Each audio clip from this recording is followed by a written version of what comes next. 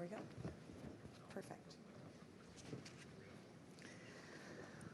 All right. Should we get started? Absolutely. All right. Hi, Akeen. Hello, Isabel. Thank you so much for being here. I'm super excited to chat with you. You are certainly a person who has influenced me quite a bit on the topic of economics more broadly, and certainly the influence of Bitcoin on greater economic structures, politics, governance. I don't think I'm alone on that in this room, so thrilled to be chatting with you. So I thought that we would just sort of dive in right away with asking sort of a broader question, which is, what do you think, Akeen, are some of the sort of greatest impacts that living on a Bitcoin standard, the future of hyper-Bitcoinization, will have on the world and society at large? Well, first of all, thank you, Isabel. The first impact that we'll see is a constraint put on the state's ability to do all the things that it's doing now willy-nilly by printing money. And so when the supply of money is limited by a machine or computer program, it will not be possible to just conjure money out of air, out of thin air, other than what's been generated by the Bitcoin miners. And so it's important for any government that wants to maintain any kind of order to become a peer on the network.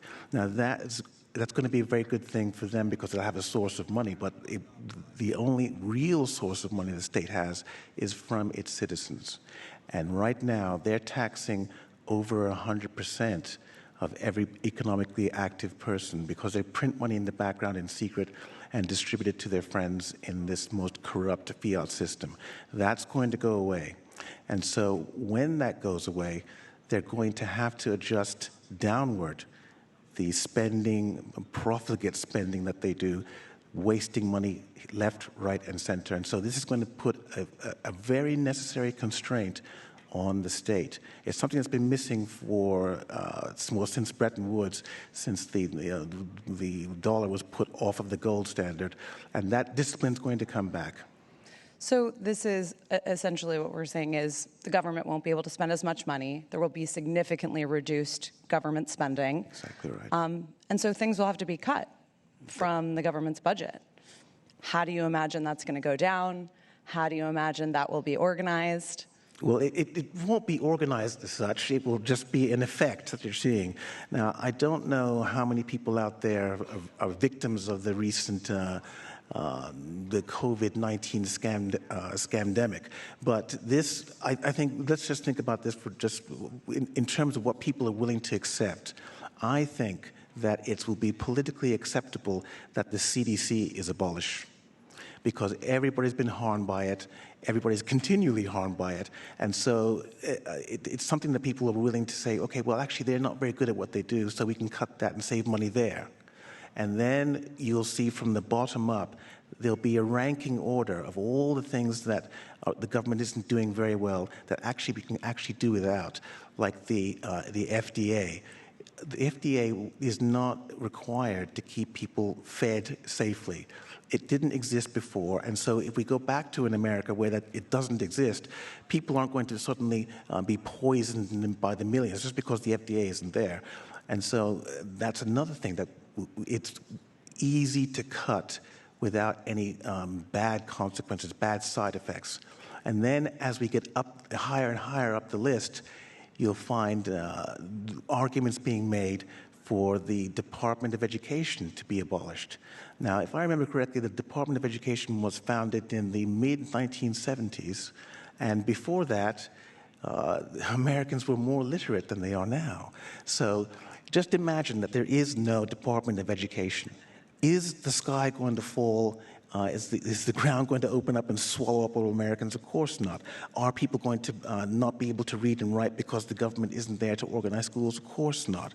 And so that's the way it's going to be. It's going to be a rank order cutting off. And as these things cut off and there's no ill effects, people will be more inured to the idea of the government not taking care of every little thing.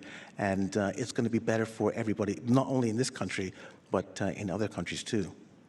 So in this ranking order of what will be cut as the government loses access to money printing, So we'll have sort of, it sounds like perhaps kind of bureaucratic institutions, CDC, FDA, those types of things might come first. You mentioned education. What would you imagine being the most difficult things for folks to face the possibility of cuts around? Well, the fiat system has put all the democracies in a very difficult position. Everybody's used to this free money. They're used to the effects of the free money. And when it goes away, it's going to hurt.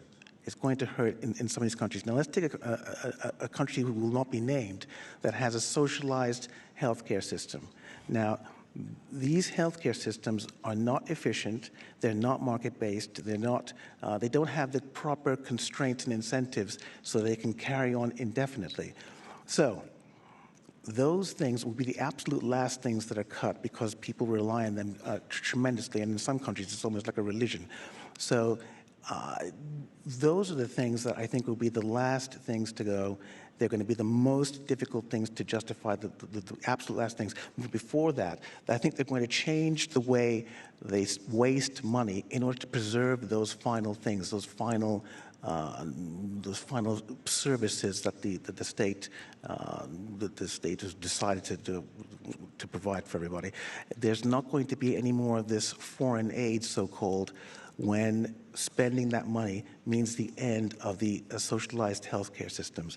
So this is another side effect, the ability of the state to interfere in other people's business abroad, to give them money that's been printed out of thin air when they need to print that money and spend it internally. So you can see that from many different angles, this whole system is at an end. This whole system is coming to pieces, and if Bitcoin didn't exist, well, then we'd be in a very big problem, much bigger problem. But because Bitcoin does exist, there's a way out where not only the state can be reformed, but it can be made more efficient. People will be able to save their money over time and not have it evaporated away by inflation. And so because Bitcoin exists, we have a means to fix things at a fundamental level, which didn't exist before. That's why I'm very excited about it. And it's also why I'm perturbed about people who think Bitcoin is a game. Bitcoin is not a game. Bitcoin is a very serious thing. It's not about wizards. It's not about NFTs. It's not about any of that stuff. And so anybody who wastes this new resource that's going to change fundamentally and improve fundamentally the way things are done, I find it very difficult to take them seriously. So one thing that we've spoken about quite a bit is, I think even the most sort of staunch libertarians out there, many of them would argue, okay, so education, healthcare, these things should or could be privatized, but many of them will reference defense as something that maybe the government should or has to be able to be managing on its own, and that there needs to be government involvement in defense.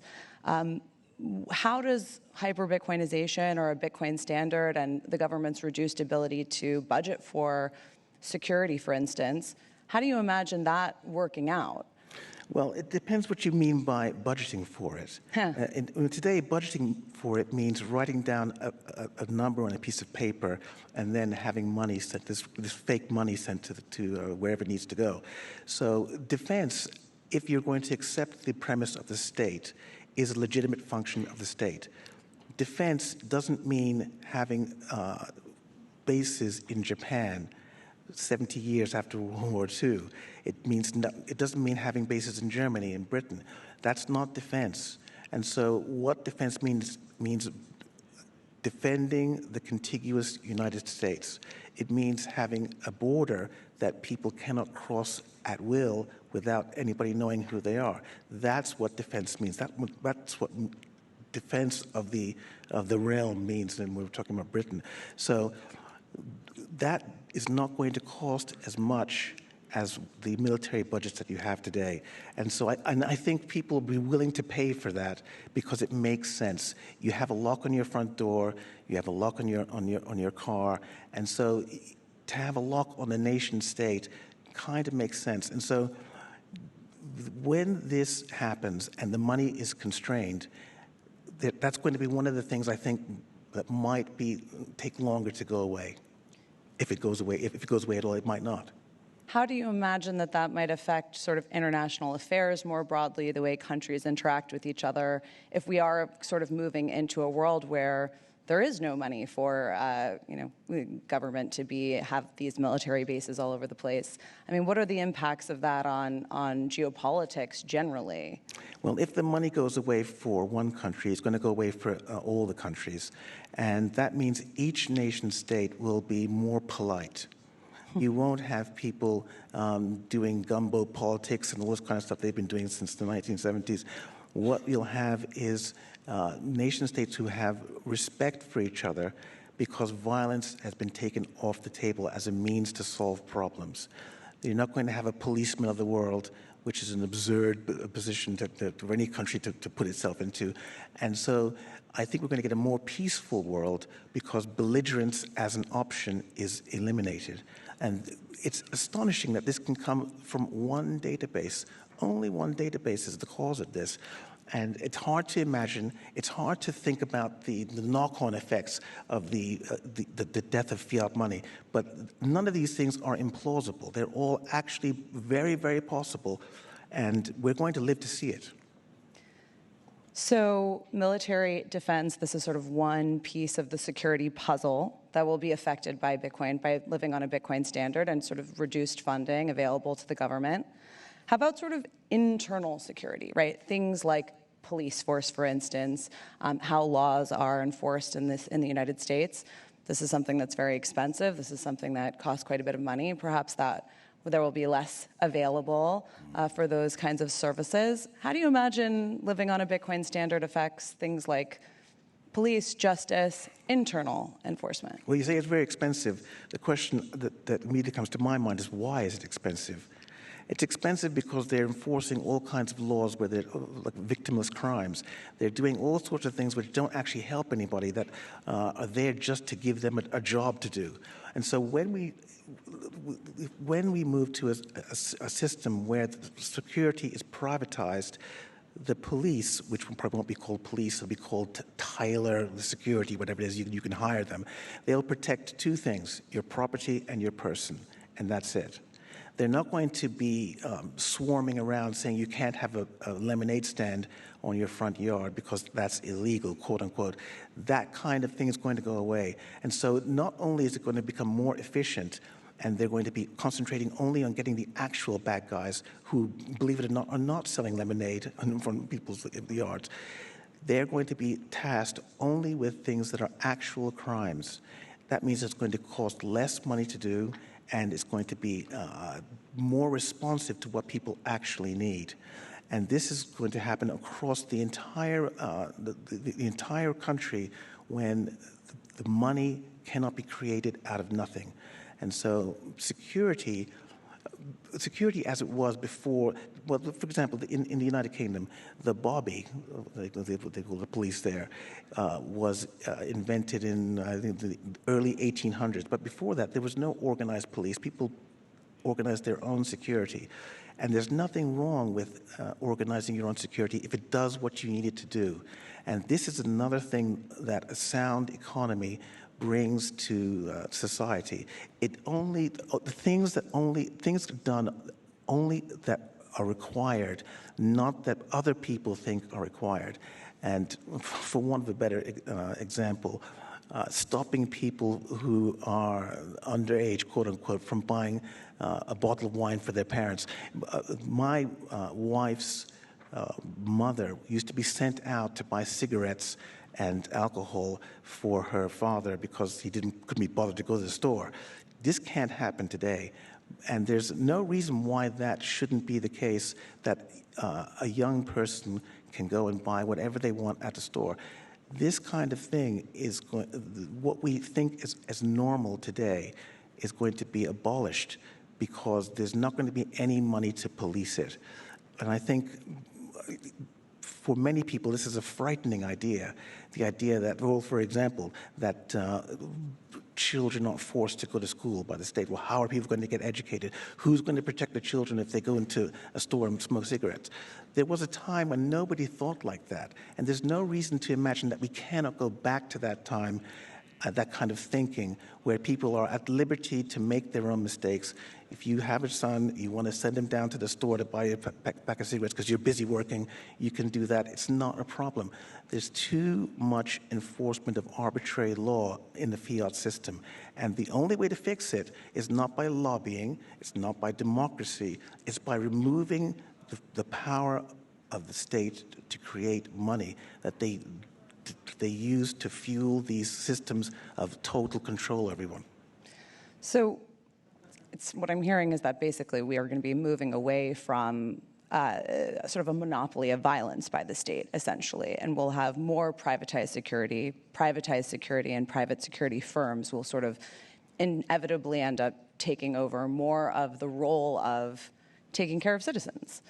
So does that mean there's going to be competition for who actually is providing these security services? We'll have multiple security firms. How does that actually look practically? Like, what does it practically mean to be having people ascribe to one security firm or another versus what we have right now, which is this sort of state where we're all living under one police force? Exactly. Well, think about it this way. Imagine if the government was the sole supplier of hamburgers.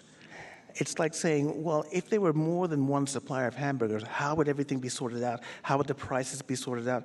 Everybody's grown up in a country where there's Burger King and McDonald's, and nobody thinks that's odd. There's no reason why competing security forces can't all be in the same market, driving the prices down, driving the quality up, and everybody benefiting from that. That's that's bringing the power of economics into security. And everything the state touches, and everybody knows this, everything the state touches is inefficient, broken, worse than what the public gets from the entrepreneurs and the free market. So there's no reason why this can't be applied to airline safety, for example. Now, there are people like Ralph Nader who claims that the state was required to make cars safer. Now, I don't know if that's actually true, because if the free market were allowed to make cars that are what the people want, and the people want extra safety for their cars, that's what the free market will supply to them. But we'll never find out, well, actually, before Bitcoin, we could not have found out what this world is going to look like, but we are going to find out now, because the distorting effect of fiat is going to be removed. It's going to be removed by a database, and we're going to find out what it will mean to have competing security forces providing that service. And actually, right now, there are competing legal systems through the arbitration systems that companies provide. In the United Kingdom, there are things called Sharia courts, and all of the Muslims go to these Sharia courts instead of going to the courts provided by the state. And they're happy with that service, and never the twain shall meet. And so if you have a problem of any kind of legal matter, you can choose arbitration over the state and get your problem solved satisfactorily to you in a quick and efficient manner. And this is going to be extended across everything. I think this is an absolutely fascinating point. I think that, it wasn't a total leap of logic for me to kind of understand, okay, we could have competing security firms and people could sort of ascribe to the types of property protection that they want, that they pay for. But the idea that we could have privatized criminal justice systems at large, and that people could actually choose which criminal justice systems they want to participate in is pretty mind-blowing. How do you imagine that working practically? Like, how does that, what does that look like for people to be engaging with criminal justice systems of their choosing, and that criminal justice systems could themselves be privatized and people could be choosing them for themselves? Well, there's two ways of looking at this. Right now, you can choose a criminal justice system of whatever you want by going to another country. And as you heard during this conference, there are many people going to El Salvador because their system of law is superior to the United States. So it's not actually too odd to imagine that you can choose a jurisdiction where the laws are favorable to your philosophy. So that's absolutely true. But in the case of what Bitcoin is going to do to the United States, the choice is you won't have to go to another country to choose a legal system that you want to be under. And I think that's the big sea change that's going to come to how people interact with each other in a legal basis. And it might grow out of the arbitration systems that will expand in each state until the one in each state touches the other. And then you get basically a parallel legal system where the laws are more efficient. It's all voluntary. It's not coercive. And none of this can happen if the state doesn't lose the power to create money. They have literally the physical power to continue indefinitely. And that actually was never true because the fiat system was always bound to implode. But now, because Bitcoin exists, the reemergence of these horrible systems is at a very minimum in doubt. So I'm curious what you imagine the government, the state, will continue to have influence and control over when money printing is not an option, when taxation is the only way that they're able to pay for things. What will be left that you imagine that the government will continue to have control over? Hopefully as little as possible, because they're so awful. But so I don't think there's a problem in having a state. The question is whether the state is under proper constraints. And it's been proven now categorically that if you put them in charge of the creation of money, they're going to destroy it. They're going to overdo it. You're going to get the AOCs and all these people in charge who think money grows off of a tree, and that's absolutely inevitable. So when we're going to take this away, and then, are we out of time? We're good. We got like 3 minutes left. Yeah. So when this happens, you're not going to these people won't be left to their imaginations to do whatever they want. They have to follow the math. They're going to have to do the accounts, and they will be accountable. That's what Bitcoin brings. It brings accountability to the public servant, which currently they don't have. They don't experience. You can go and complain. You can even vote if you're simple-minded enough to do that. But the real accountability is going to be brought to the state. And so if you want to keep your state, if you like your state, you can keep your state. But it's going to be under the constraint of Bitcoin. And this is going to change things so profoundly, it's actually quite hard to predict exactly what's going to happen. But for the low-hanging fruit, it's easy to predict what's going to happen because we're talking about budget cuts. We're talking about budget cuts, the likes of which have never been seen in any of the democratic countries. And I think that's an entirely good thing. It's a necessary thing because they've squandered the goodwill of the public. They've broken many things, even gone to the extent of murder. And it has to stop. It can't go on forever, and it's not going to go on forever. Do you imagine also that taxation rates themselves will shift as a result of Bitcoin? I mean, something we've spoken about privately is this idea that, on a Bitcoin standard, folks are less likely to spend. They're less tolerant to spending, right? Because there's an incentive to actually hodl, store a value, save, right? So in that world, is there less tolerance potentially for taxation, generally speaking?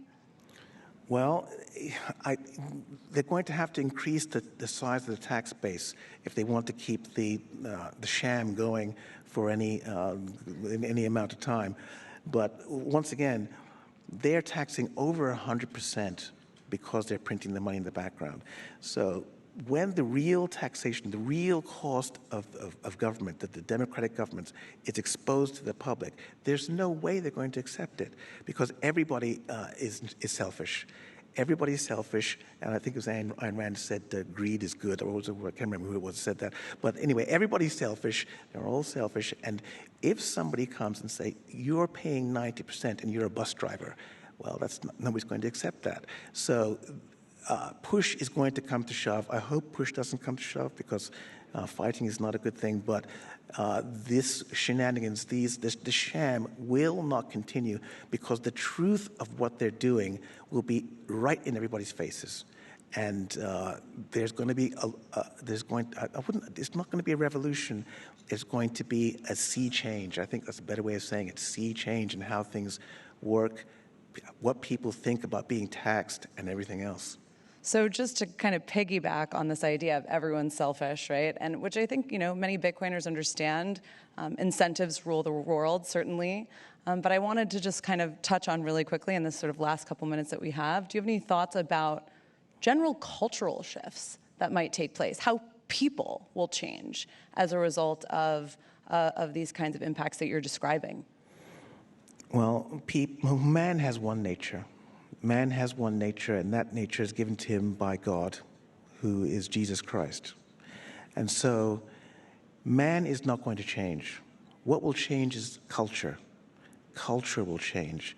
And this country that is one of the greatest countries ever had a very powerful founding set of documents that were followed for many, many years, and that's how it became so prosperous. So man will not change. The culture will change. And I think it will go back. It will have a mixture of the advances in people's understanding of each other, but go back to a time when the law is better for people and serves people instead of being the whip over people. Amazing. Thank you. Akin, thank you so much. It's a pleasure. Pleasure. Thank you, Miami, for the last 3 years in this amazing city. The whole world shut down, but Miami welcomed us with open arms. We want to show Bitcoin to the whole world. We are taking the conference on the road to set the stage for Bitcoin in a new city.